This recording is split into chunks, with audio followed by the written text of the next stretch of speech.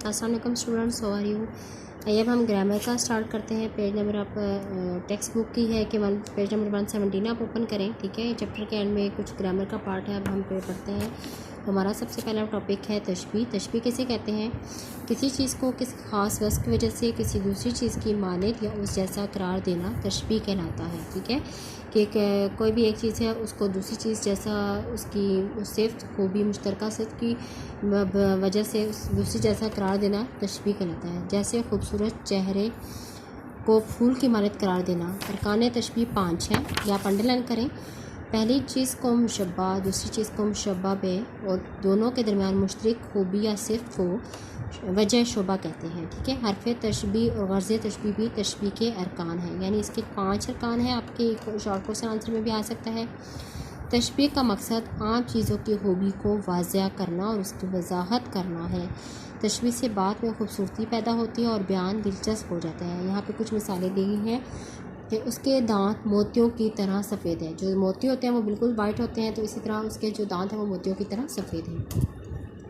उसके लब फूलों की तरह नाजुक है, उसका दिल पत्थर की तरह सख्त है, उसका कद सिरों की तरह लंबा है, वो लोमड़ी की तरह चलाक है। अब इन मिसालों में दांत, लब, दिल, कद और वो कोई शख्स, ठीक है, ये मुशब्बा है, क्योंकि जिस इसको हम तशबीह देना है, ठीक है, फूल, मोती, पत्थर, सिरों और लोमड़ी से, तो ये मुशब्बा बे है कि जिससे हम तशबीह देना है तो मुशब्बा बे होगा। ठीक है, पहले वाला क्या है कि मुशब्बा और ये मुशब्बा बे।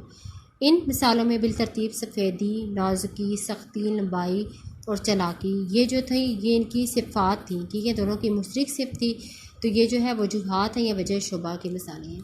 हरफ तशबीह अपने अल्फाज या लफ्ज़ या अल्फाज को कहते हैं जो मुशब्बा और मुशब्बा बै के दरमियान रब्ता कायम करता है। ठीक है, हरफ तशबीह जो इन दोनों को जोड़ता है, जैसे की माने की तरह। अब जैसे देखें ना, उसका कद सिरू की तरह लंबा है। अब मुशब्बा और मुशब्बा बै को ये आपस में जोड़ रहा है की तरह, तो ये मुशब्बा बे होगा, सॉरी वजह शुबा होगा। ठीक है, हरफ तशबीह होगा। गर्ज़ तशबीह से मुराद वो मकसद है या सबब है जिसके लिए तशबीह का इस्तारा लिया जाता है। अब आपने यहाँ पे देखा तशबीह की तारीफ़ पढ़ी और हमने तशबीह के अरकान पढ़े हैं।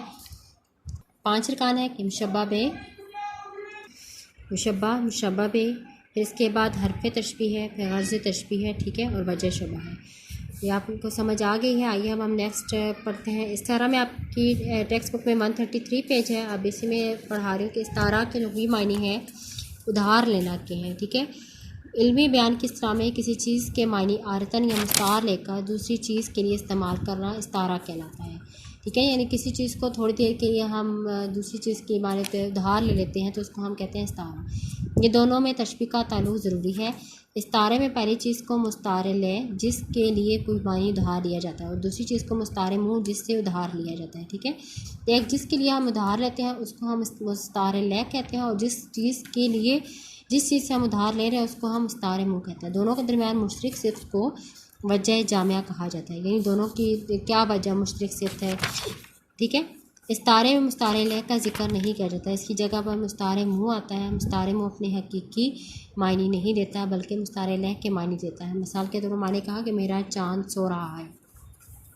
अब यहाँ तक कि मेरा चाँद, अब उसने ये नहीं कहा कि मेरा बेटा चाँद। ठीक है, उसने बेटे की जगह, अब माँ कहती है ना अपने बेटे को कि मेरा चाँद है, ठीक है, कि मेरा चाँद जैसा बेटा है, तो वो तशबीह हो जाएगा। अब यहाँ पे उसने चाँद की जगह, बेटे की जगह उसने चाँद इस्तेमाल किया, यानी उसने मुस्तारे ले क्या है, मुस्तारे ले बेटा है, और मुस्तारे मुँह क्या है, चाँद है। ठीक है, कि उसने चाँद का इस्तेमाल किया। यहाँ पे मुस्तारे मुँह का इस्तेमाल हुआ है, मुस्तारे ले का इस्तेमाल नहीं हुआ, लेकिन ये मैनी जो है वो मुस्तारे लह के दे रहा है। माँ ने कहा मेरा चाँद सो रहा है, इसकी पलकों पर सितारे चमक रहे हैं। पाकिस्तानी शेरों ने भारतीय गीदड़ों को भगा दिया। अब पाकिस्तानी शेर कौन से हैं? इसको कहा गया फ़ौज को। तो पाकिस्तानी भारतीय गीदड़ को कहा गया जो भारतीय फ़ौज है। ठीक है, अर्ब का चांद शुरू हुआ तो कफ़र के अंधेरे झटके। पिंडी एक्सप्रेस ने सारे खिलाड़ियों के छक्के छुड़ा दिए।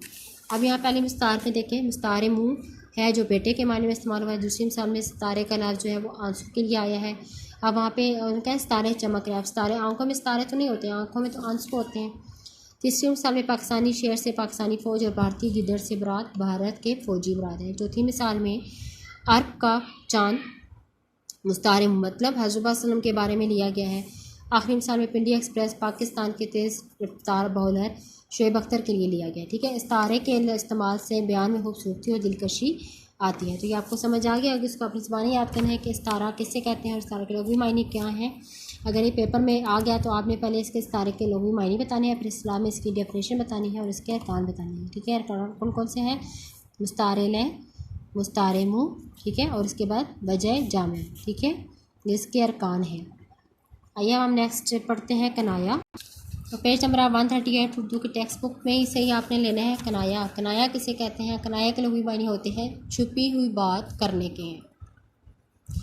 कनाया के लुग़वी मायने छुपी हुई बात करने के हैं। इस्लाम में कनाया ऐसे लफ्ज़ या लफ्ज़ों के मजमूए को कहा जाता है जो मजाजी या हकीकी मायनों के लिए इस्तेमाल किए जाएँ। ठीक है, जिसके मजाजी या हकीकी मायने हो उसके लिए इस्तेमाल किया जाता है। कनाया के मजाजी मानी लुग़वी मायने से कुछ ना कुछ ताल्लुक़ रखते हैं। ठीक है, मगर यह ताल्लुक़ तशबीह का नहीं होता। अब मजाजी मानी लुग़वी मायने से कुछ ना कुछ उसका ताल्लुक़ होता है। मसलन उसको काले ने काटा। अब काला यहाँ कौन है? सांप का कनाया है। ठीक है, छुपी हुई बात। काले ने काटा, अभी उसको सांप ने काटा। बेटे को अरसे बाद देखकर माँ का कलेजा ठंडा हुआ। अब माँ का कलेजा कैसे ठंडा हुआ? कि माँ का कलेजा ठंडा होना यहाँ कनाया है, यानी खुशी और राहत उसको नसीब हुई। अब यहाँ पे उसके लुग़वी मायने बताने हैं। अपने सफ़ेद बालों का कुछ ख्याल करो। सफ़ेद बाल यहाँ बुढ़ापे के लिए, कि सफ़ेद बाल होता है, को बुढ़ापा आ जाता है, उसके लुग़वी मायने बुढ़ापे के हैं। जब से चूल्हा ठंडा हुआ किसी रिश्तेदार ने खबर ना ली। अब अक्सर औकात कहा जाता है ना चूल्हा ठंडा हो गया, या चूल्हा ठंडा होना ही मतलब गुर्बत के लिए इस्तेमाल हुआ, यानी कि चूल्हा आप बंद कर दो वो ठंडा हो गया हो। वो बड़ा तंग दिल है। तंग दिल मतलब घटिया और कंजूस आदमी के लिए बोला जाता है। ये कनाया है। ठीक है, कनाया के मायने है छुपी हुई बात, और इस्लाम में ऐसे लफ्ज़ों का मजमूआ कहा जाता है जो मजाजी या गैर हकीकी मायनों के लिए इस्तेमाल होता है। यहाँ पे मजाजी मानी लुग़वी मानी से कुछ मतलब वो होता तो वो लुग़वी मानी है, लेकिन वो हमें मजाजी मानी दे रहे होते हैं।